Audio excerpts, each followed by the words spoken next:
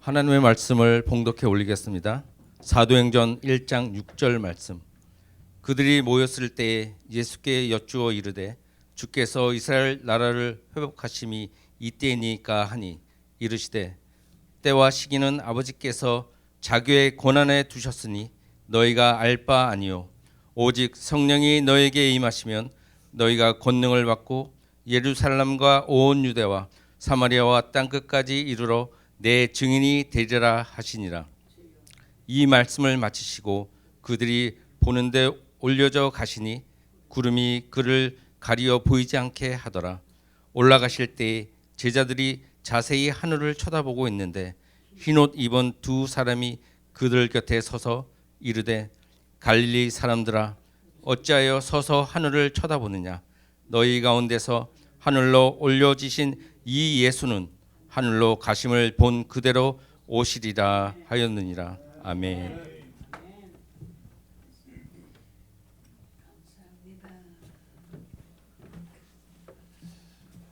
네, 우리 잠시 기도하겠습니다. 살아서 역사하시는 주님, 오늘 또 주님 귀한 날 허락하심으로 또 주의 말씀을 같이 봉독하여 읽고 주의 음성 듣길 소망하는 마음으로 주님 앞에 섰습니다. 전하며 듣는 우리 가운데 함께하여 주옵시고 주님 주장하여 주시고 은혜를 더하여 주시옵소서. 감사드리며 예수님의 이름으로 기도드렸습니다. 아멘. 아멘. 특별히 여러분 부활하신 예수님께서는 제자들과 40일을 함께 이 땅 가운데 계셨습니다. 그리고 예수님의 말씀을 들은 제자들은 예수님께 질문이 생겼습니다. 질문한다는 건 참 좋은 것이거든요. 오늘 또 말씀을 듣고 여러분 가운데 질문이 생겼으면 좋겠다라는 소망을 가져보게 됩니다. 오늘 본문 6절 말씀은 바로 제자들의 질문으로 시작됩니다. 여러분 질문이 무엇이냐면 그들이 모였을 때 제자들이 모였습니다. 예수님께 여쭈어 이르되 주께서 이스라엘 나라를 회복하심이 이때니까 라고 했습니다. 세번역 성경으로 읽어보면 좀 더 다른 의미가 있는데요. 주님께서 이스라엘의 나라를 되찾아 주실 때가 언제다? 바로 지금입니까? 라고 했습니다. 바로 지금입니까? 개역개정 성경에는 이때입니까? 라고 했습니다. 근데 바로 그 뜻이가 뭐냐? 바로 오늘 지금 이스라엘 나라를 회복해 주실 것입니까? 라고 물었습니다. 여러분 왜 제자들은 그런 질문을 했을까요? 왜냐하면 예수님께서 하나님의 나라를 말씀하셨기 때문입니다. 하나님의 나라를 제자들은 어떻게 받아들였냐면 이스라엘 나라의 회복이다라고 받아들였습니다. 이런 제자들의 생각은 굉장히 성경적인 생각입니다. 왜냐하면 성경에서 많은 선지자들이 이스라엘 나라의 회복을 말씀하고 있기 때문입니다. 대표적인 것이 무엇이냐면 구약의 마지막 사사였던 사무엘이 다윗에게 축복했던 말이 있습니다. 한번 길지만 같이 한번 읽어봤으면 좋겠는데요. 왜냐하면 다윗을 향한 축복이고 우리가 믿음 안에서 다윗의 후손이 됐습니다. 그리고 이스라엘의 후손이 되었어요. 그래서 그 후손이 된 우리들도 이 축복에 상관이 있기 때문에 같이 한번 말씀을 읽어보면 좋겠습니다. 사무엘하 7장 8절부터 13절 말씀입니다. 시작. 그러므로 이제 내 종 다윗에게 이와 같이 말하라. 만군의 여호와께서 이와 같이 말씀하시기를 내가 너를 목장 곧 양을 따르는 데서 데려다가 내 백성 이스라엘의 주권자로 삼고 내가 가는 모든 곳에서 내가 너와 함께 있어 내 모든 원수를 내 앞에서 말하였은즉 땅에서 위대한 자들의 이름같이 내 이름을 위대하게 만들어 주리라. 내가 또 내 백성 이스라엘을 위하여 한 곳을 정하고 그를 심고 그를 거주하게 하고 다시 옮기지 못하게 하며 악한 종류로 전과 같이 그들을 해하지 못하게 하여 전에 내가 사사에게 명령하여 내 백성 이스라엘을 다스리던 때와 같지 아니하게 하고 너를 모든 원수에게서 벗어나 편히 쉬게 하리라. 여호와가 또 내게 이르노니 여호와가 너를 위하여 집을 짓고 내 수완이 차서 내 조상들과 함께 누울 때에 내가 내 몸에서 날 내 씨를 내 뒤에 세워 그의 나라를 견고하게 하리라. 그는 내 이름을 위하여 집을 건축할 것이요 나는 그의 나라 왕위를 영원히 견고하게 하리라. 아멘.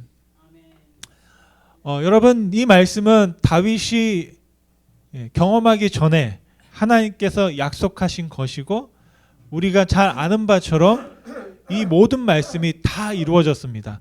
하나만 빼고. 그게 뭐냐면 마지막 13절 말씀입니다.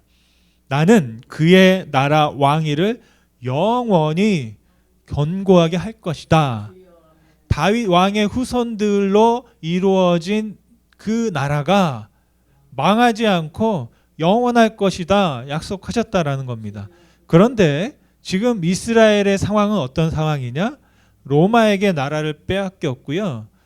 이스라엘에는 왕이 없는 상태입니다. 다시 말하면 이 13절의 말씀이 안 된 거예요. 이루어지지 않은 거예요. 그래서 그 당시 이스라엘 사람들은 이것을 평생의 소원, 우리 대한민국의 소원은 뭔가요? 통일. 네. 요즘에 보면 대한민국에 전 정치 얘기하고 싶지 않지만 상대방이 내려와야 하는 것이 꼭 우리의 소원인 것 같아요. 적을 어떻게든 무너뜨려야 되는 게 소원인 것 같고 살아남기 위해서 막 싸우는 게 내가 보니까 북과의 싸움보다는 안에서 싸움이 정말 브라질 다음 가라로 참 우리 대한민국이 걱정되는 그런 부분들이 있습니다. 그런데 이 이스라엘의 소원은 뭐냐면 왕이 하나님께서 약속하신 것이 이루어져야 한다는 겁니다. 여러분 왜 이루어져야 합니까? 하나님의 말씀이 이루어지지 않으면 어떻게 됩니까? 내가 믿는 하나님을 믿을 수가 없는 거예요. 그러니까 이스라엘 백성들은 정말로 모든 사람들이 다 이것을 믿습니다. 다윗 왕의 후손, 그 왕위가 다시 회복돼야 된다. 이스라엘 나라에 왕이 세워져야 된다. 다시. 헤롯이 왕이 아니다. 누가 왕이다? 다윗의 후손 중에 왕이 세워져야 된다. 누가 다윗의 후손입니까? 잘 보시면 예수님이 바로 다윗의 후손이에요. 그러니까 제자들이 원하고 바랐던 것은 뭐냐면 예수님이 이스라엘의 왕이 되는 겁니다. 그 제자들의 말은 뭐냐면 예수님 오늘입니까? 오늘 예수님께서 이 이스라엘의 왕이 되시는 겁니까? 라고 묻고 계신 거예요. 묻고 있는 겁니다. 제자들이. 굉장히 성경적인 거죠. 하나님께서 약속하셨기 때문에 그렇게 질문할 수밖에 없습니다. 그러면서 제자들은 예수님께서 죽기 이전에 심지어는 이 하나님의 말씀이 바로 멀지 않아서 이루어진다고 생각했습니다. 그래서 어떤 의견까지 나누었냐면 야 예수님께서 왕이 되면 누가 넘버 2가 될까? 그런 논의를 한 거예요. 누가 2인자가 될까? 누가 오른팔이고 누가 왼팔이 될까? 예수님의 제자 중에는 크게 보면 세 파가 있거든요. 그 갈릴리의 열심당원이었던 베드로가 주축이 되었던 어부들의 파가 있고 또 예수님의 친형제들이 있어요. 그래서 아빠는 다르지만 엄마는 같아요.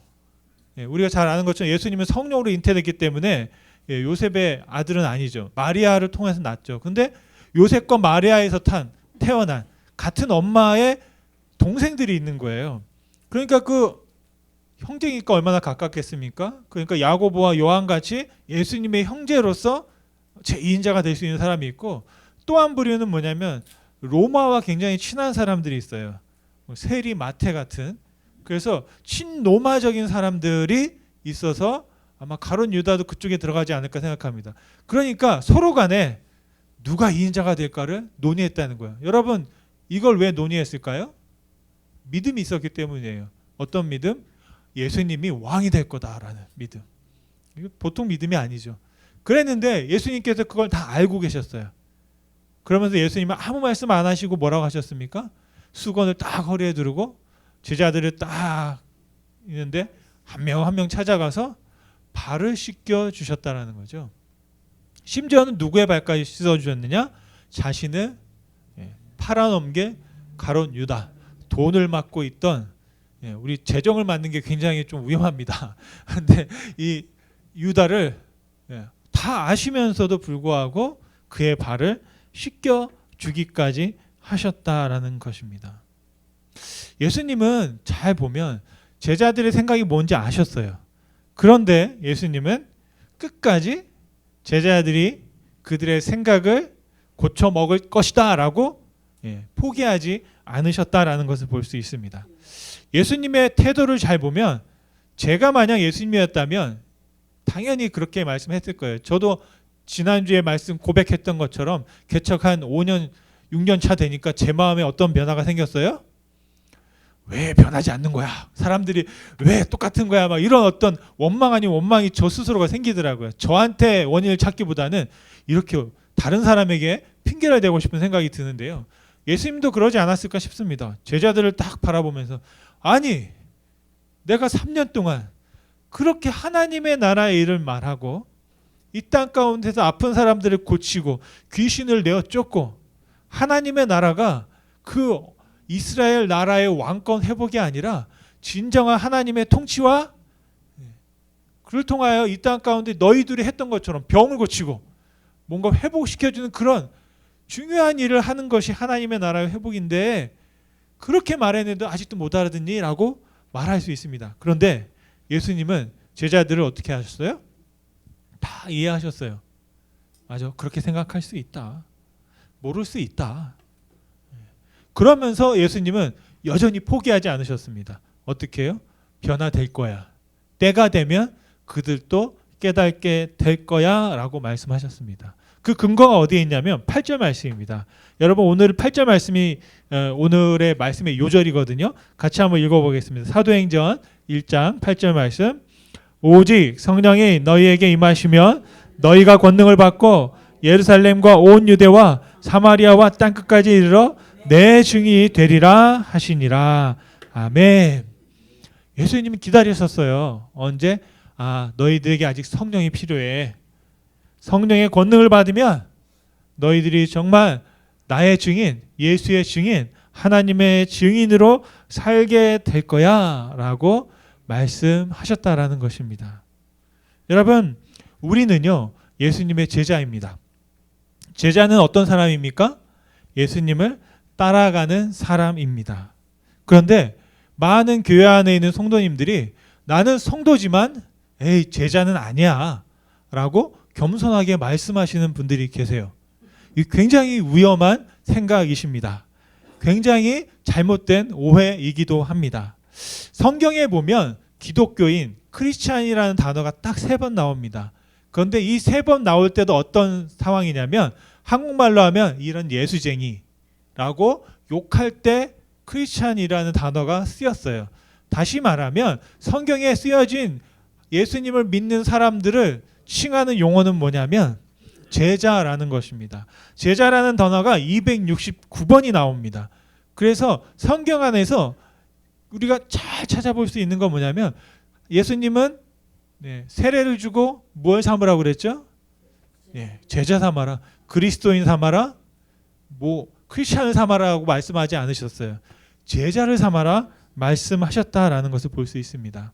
달라스 윌라드라는 우리 USC의 교수님이셨는데요. 이분이 이런 말씀하셨습니다. 신약은 제자들에 관한, 제자들에 의한, 제자들을 위한 책이다라고 말씀하셨어요.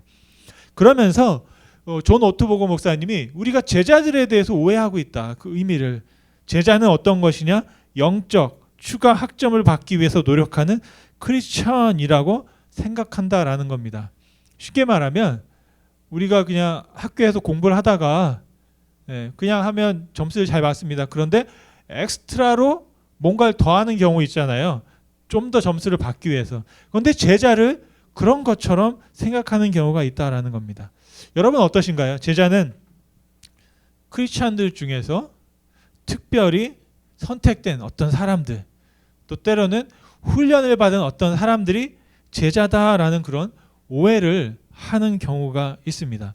제자는 어떤 직분도 아니고요. 또 제자는 어떤 자격도 아닙니다. 그냥 예수님을 따라가는 사람이라면 마땅히 제자로 선택받아지고 또 그렇게 불려져야 한다라는 것입니다.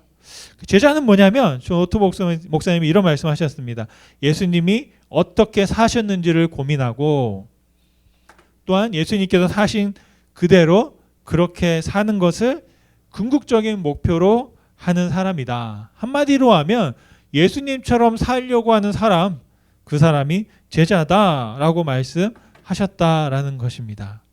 저는 제자를 이렇게 정의하고 싶습니다. 예수님을 알아야 되고 또 성령 안에서 하나님과 함께 걷는 사람. 그래서 우리 모든 에머트 교회 성도님들은 나는 제자다라는 분명한 확신과 자기 정체성을 가지고 신앙생활을 하실 수 있기를 간절히 소원합니다. 여러분, 구원이 따로 있고 사명이 따로 있는 것이 아니에요. 하나님이 우리를 구원하셨으면 그 안에 하나님의 부르심이 있고 우리가 해야 될 사명이 같이 있는 줄 믿습니다. 기독교인 중에서 혹시 여기서 특별한 몇몇 사람만 제자이고 이런 것이 아니라는 것이에요. 그냥 어떤 평범한 사람은 그냥 신자라고 부르고 특별한 사람은 제자로 부르는 것이다. 그런 것은 정말로 큰 오해다라는 것입니다. 그래서 예수님께서는 이렇게 말씀하시는 겁니다. 우리는 다 제자다. 나의 제자다. 어떻게 해야 된다고요? 예수님의 삶을 우리가 배우고 그 삶을 따라 사는 제자가 되어야 한다라고 말씀해주고 있는 줄 믿습니다. 그래서 구원받은 제자들은 왜 우리는 제자가 되었을까 생각해봐야 되겠죠. 그러면 왜 우리가 구원받았을까? 오늘 말씀해 보면 예수님을 증거하는 증인의 삶을 살도록 우리를 부르셨다라는 분명한 사명이 담겨져 있는 줄 믿습니다. 질문은 뭐냐면 이것이에요. 우리는 어떻게 예수님의 증인된 삶을 살 수 있을까? 세 가지를 말씀드리고 싶은데요. 첫 번째로는 우리가 사명을 주목해야 한다라는 것입니다. 6절 말씀해 보니까 뭐라고 되어 있습니까? 그들이 모였을 때 예수께 여쭈어 이르되 주께서 이스라엘 나라를 회복하심이 이때이니까 라고 했습니다. 예수님 오늘 왕이 되시는 겁니까? 라고 물었어요. 왜? 이것이 제자들의 사명이었기 때문입니다. 그때까지만 해도. 그런데 예수님은 그것이 아니다. 나중에 성령이 오면 너희는 내 증인이 될 거다. 그것이 사명이다 라고 말씀해 주셨습니다. 우리가 사명 구원받은 자로서 사명을 확실하게 실천하기 위해서는 세 가지 확신이 필요한데요. 우리 청년들에게도 항상 이것을 제가 처음에 말씀하고 강조했던 것인데 구원의 확신이 필요하다. 둘째 소명의 확신이 필요하다. 사명의 확신이 필요하다라는 것입니다.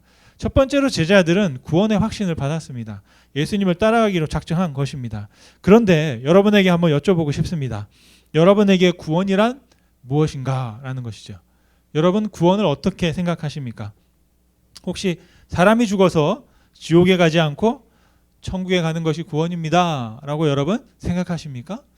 네. 일부는 맞고 또 그게 전부는 아닙니다.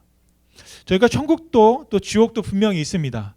그런데 예수님께서 말씀하신 걸 잘 들어가 보면 너가 오늘 나를 믿느냐? 그럼 어떻게 해야 돼요? 내가 여기서 사라져야 돼요. 원래 우리가 믿는 천국이라면 그렇잖아요, 여러분. 나를 천국으로 인도할 거면 주님, 예수님께서 나의 구주이십니다 라고 믿는다면 어떤 일이 벌어져야 됩니까? 뿅 하고 사라져야 되는 거예요. 이 땅 가운데 사라져서 천국에 딱 하고 가야 되는 겁니다. 그런데 그런 일이 일어나지 않더라고요. 그리고 제자들은 전혀 그런 소망이 없습니다. 왜 그러냐면 예수님께서 하늘로 올라가시는 장면이 나오는데요. 전 이상했어요. 뭐가 이상해? 제자들은 하늘로 올라갈 생각을 전혀 안 하더라고요. 저 같았으면 예수님이 갑자기 막 움직이고 예수님이 이렇게 다리가 이렇게 뜨기 시작한다 그러면 뭐 했을까요? 당장 가서 옷자락을 붙잡았을 거예요. 왜? 예수님 따라서 어디를 가야 됩니까? 천국을 가야 되는 거예요. 지금이에요.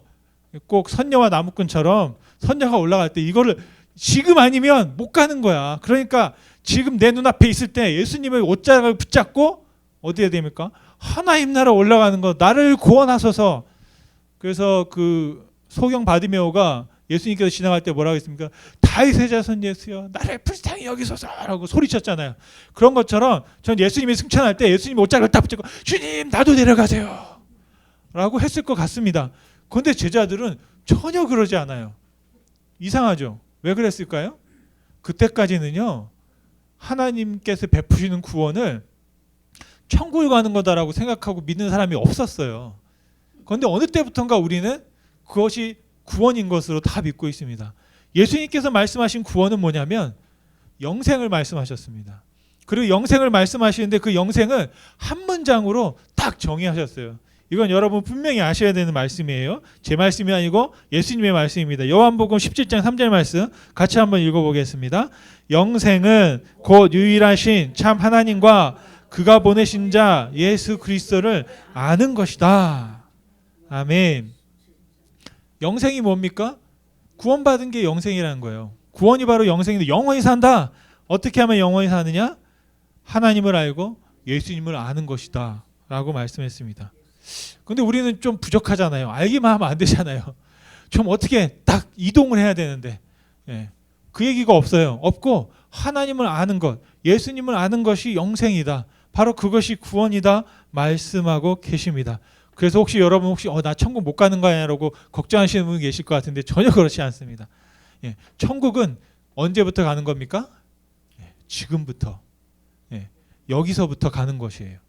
천국과 이 땅이 연결되어 있는 줄 믿습니다. 우리가 예수님을 믿고 하나님을 믿을 때, 알 때 어떻게 되고요? 지금부터 우리의 삶이 영원히 지속된다는 거예요. 심지어는 무엇까지도? 죽음까지도 초월하는 영원한 삶이 우리 가운데 이어진다라고 우리는 믿습니다.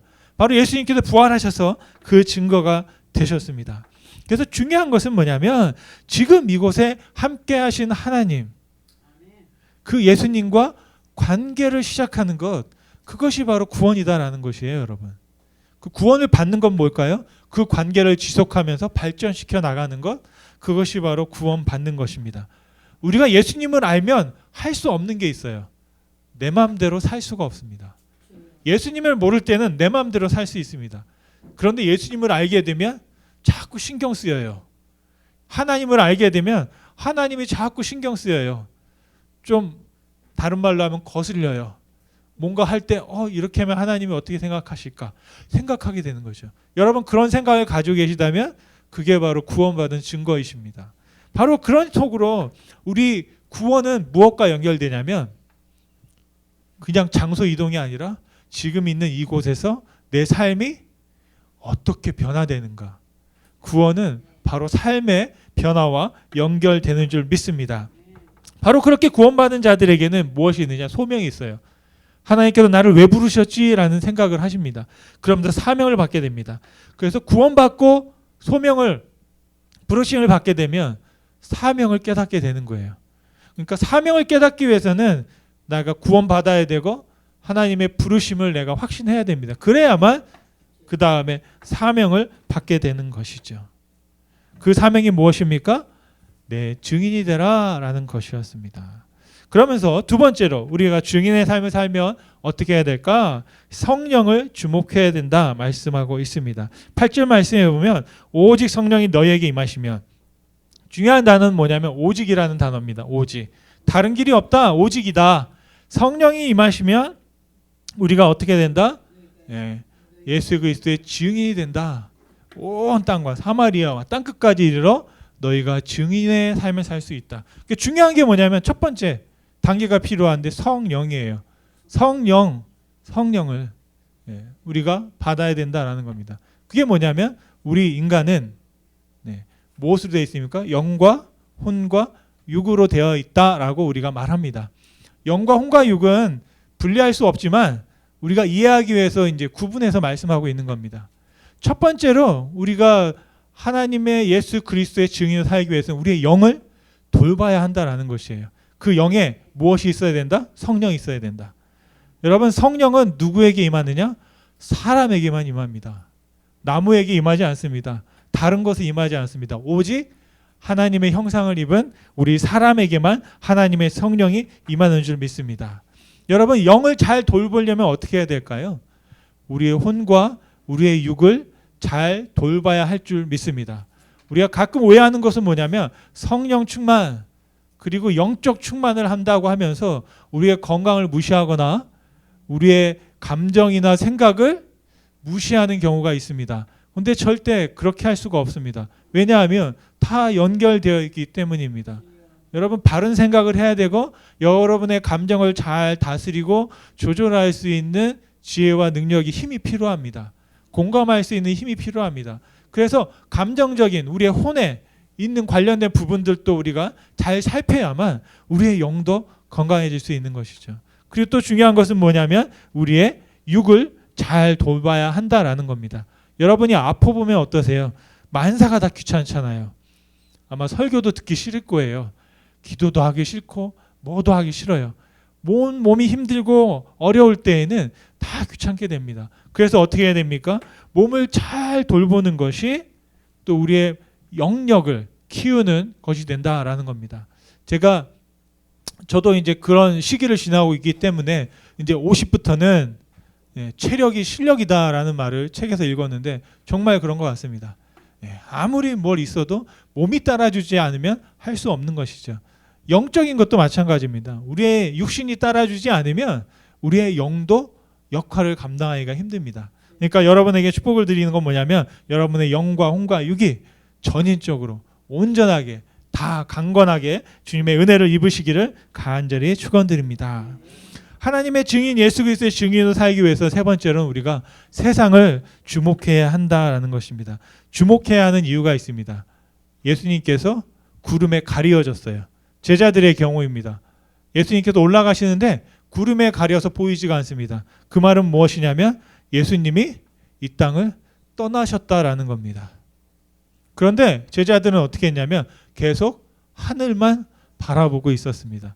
이게 굉장히 뭔가 상징적인 의미가 있는 것 같습니다. 오늘 10절 말씀해 보니까 이렇게 되어 있습니다. 올라가실 때 제자들이 자세히 하늘을 쳐다보고, 자세히라는 말이 굉장히 인상적이죠. 그죠? 그냥 예수님께서 여러분 올라가시는데 그냥 이렇게 멍하니 보는 게 아니라 자세하게 아마 여기가 찌푸려졌을 거예요. 예. 여러분도 지금 저를 보시면서 이렇게 찌푸리고 보시는 분도 계시고 또 그냥 여유 있게 보시는 분도 계십니다. 좀 여기 좀 풀어주세요. 제가 무서우니까 편안하게. 예? 여러분 집중하다 보면 어떻게 돼요? 자꾸 되잖아요. 예. 제가 언제 저도 몰랐는데 제가 예전에 텔레비전 볼 때, 심지어 드라마를 볼 때 제 얼굴을 보고 사람들이 화나냐고 막 이러고 보고 있으니까 막 보고서 저거 안 되는데 지금 저기 누가 지나가고 있는데 저것도 걸리면 안 되는데 발각되면 안 되는데 막 떨려가지고 막 이러고 있다가 어떻게 됩니까? 딱 끝나잖아요, 화면이. 오늘 여기서 딱 한번 설교를 끝나면 여러분 재밌겠다 싶으세요. 막 집중해서 보다면 막 여기가 이렇게 되잖아요. 제자들도 그런 거거든요. 예수님께서 막 올라가는데 자세히 구름 사이사이에 혹시라도 예수님이 있나 없나 이렇게 막 째려보고 집중해서 보고 있는 겁니다. 그럴 때 갑자기 그 옆에 흰옷 입은 두 사람이 곁에 서서 말씀하는 겁니다. 그러면서 갑자기 말을 하는 거예요. 뭐라고 얘기하냐면 11절 말씀에 갈릴리 사람들아 어찌하여 서서 하늘을 쳐다보느냐. 왜요? 예수님이 올라가셨으니까 하늘을 쳐다볼 수밖에 없죠. 너희 가운데 하늘로 올려지신 이 예수는 하늘로 가심을 본 그대로 오시리라 라고 했습니다. 근데 언제 온다는 얘기는 안 하시고 올 거다라고 말씀했는데 이 결론이 뭐냐면 지금 이 땅에 없어. 저 하늘에 안 계셔 라고 말하는 겁니다. 그 뜻은 뭘까요? 제자들에게는 예수님이 없어진 거예요. 이제는 이 세상에 누구만 남았어요? 제자들만 남겨지게 된 겁니다. 그러니까 우리가 주목해야 될 것은 하늘로 올라가신 하나님을 계속 주목하는 게 아니라 이제 예수님께서 우리에게 명령하신 명령을 기억하고 어디를 주목해야 됩니까? 세상을 향해 주목해야 하는 것이죠. 예수님의 명령은 뭡니까? 지금 예루살렘 밖에 그 산에 있거든요. 예수님 뭐라고 하셨습니까? 예루살렘으로 들어가라. 너 하늘만 쳐다보지 말고 이 천사가 하는 말은 뭐냐면 예루살렘으로 들어가라 라는 얘기예요. 거기서 예수님께서 약속하신 성령을 기다려라. 하늘 그만 쳐다봐라. 그런 말이 되겠습니다. 여러분 우리도 성령의 증인이 되기 위해서는 하늘만 봐선 되지 않거든요. 우리와 함께하고 있는 이웃과 세상을 같이 바라볼 수 있고 주목할 수 있기를 간절히 소망합니다. 여러분 말씀을 마치면 예수님께서 우리에게 알게 하신 게 있고 모르게 하신 것이 있습니다. 그것을 잘 구분하는 것이 지혜입니다. 7절 말씀을 한번 같이 읽어보겠습니다. 7절 말씀 이르시되 때와 시기는 아버지께서 자기의 권한에 두셨으니 너희가 알 바 아니요 라고 했습니다. 예. 예수님께서 언제 오시고 우리가 언제 어떻게 하나님께 가게 될지에 대해서는 너희들이 알 바가 아니다. 무엇을 알아야 되느냐? 예. 오늘 8절 말씀에 있는 것처럼 오직 성령이 너희에게 임하시면 이걸 알려주신 거예요. 너희가 권능을 받고 예루살렘과 온 유대와 사마리아 땅끝까지 이르러 내 증인이 되리라. 바로 이것을 우리가 알게 되었다라는 것입니다. 우리가 제자로서 우리는 여러분 예수님께서 말씀하시고 확신 가운데 믿음으로 고백하신 이 말씀이 우리 가운데 이루어질 수 있기를 간절히 축원드립니다. 예수님께서 제자들인 우리에게 어떤 말씀하셨는지 한번 주목해 들어보십시오. 그리고 예수님께서 약속하신 성령이 어떻게 제자들에게 왔으며 또한 우리와 함께하는지를 여러분 주목하시기 바랍니다. 그리고 간절히 또 바라는 것은 예수님께서 왜 우리를 이 땅에 남겨놓고 가셨을까? 왜 나를 데려가지 않으셨을까? 이 땅이 어떤 땅이길래 하나님께서 예수님께서 그렇게 하셨을까? 여러분 예수님은 우리를 당신의 제자로 부르셨고 또한 이 세상 속에서 증인으로 살도록 우리를 보내신 줄 믿습니다. 여러분 제자로서 예수 증인의 삶을 사시기를 다시 한번 간절히 부탁드립니다.